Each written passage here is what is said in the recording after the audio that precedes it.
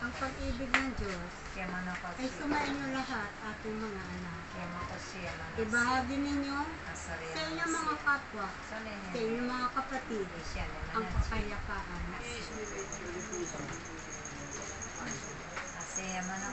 Salamat sa inyo, aking mga anak. Salamat sa inyong pagsunod sa aking pinag-uutos. Tunay nga na kayo ay mga tunay na lingkod ng Diyos. Naruroon ang tunay na pagsunod sa kalooban ng Diyos. Kaya't kayong lahat, aking mga anak, naway patuloy kayo na maging masunurin sa aking Ama, sapagkat iyan ang nais ng ating Ama sa kanyang mga lingkod. Pagkalob ninyo sa inyong mga kapatid ang inyong pagtitiwala, sapagkat ang pagtitiwala sa inyong mga kapatid ay ito ang karapat-dapat na gawin ninyo, sapagkat ang pagtitiwala sa inyong kapwa ay isa ito sa mabuting asal na tinuturo sa inyo ng ating Ama.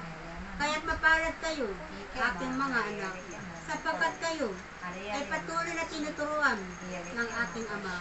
Mapalad kayo, aking mga anak, sapagkat kayo ay pinili ng aking Ama sa mundong ito. Pinili kayo at pinirang sa mundong ito upang sumunod sa kalooban ng aking Ama. Aking mga anak, maging matatag kayo sa inyong mga buhay. Magpakatatag kayo sa inyong pananampalataya, sapagkat marami pa kayong pagsubok na inyong pagdadaanan sa inyong mga buhay. Sa inyong komunidad ay daranas kayo ng maraming pagsubok.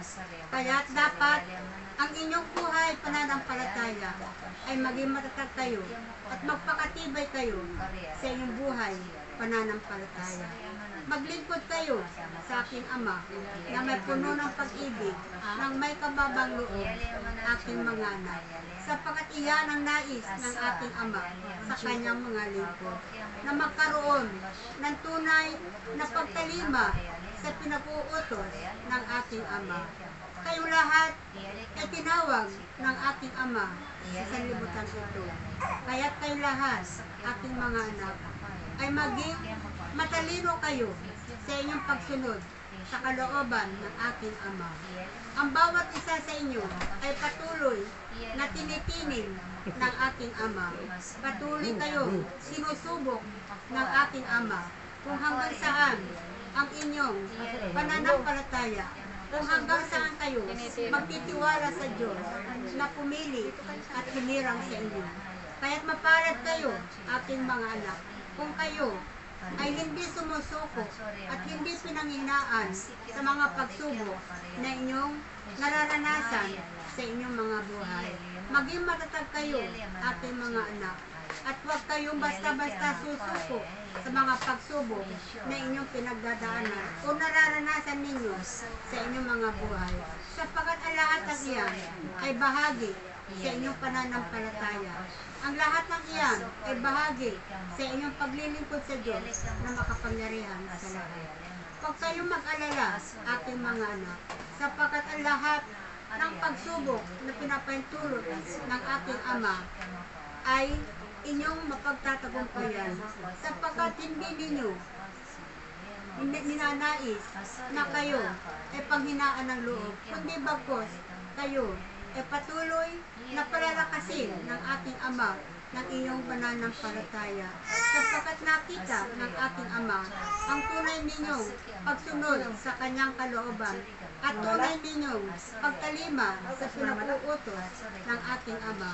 Kaya't mapalad kayo, ating mga anak, mapalad kayo sapagkat kayo ay hindi sumusuko at hindi kayo pinanghinaan ng loob, kundi bagkos kayo ay lumalaban at pinaglalaban ninyo ang inyong mga pagsubok na inyong nararanasan. Kaya't ako'y nagpapasalamat sa inyo, aking mga anak. Salamat sa inyong katatagan at tibay ng loob at kailanman ay hindi kayo umihiwalay at lumalayo sa gawain na ito ng ating Ama.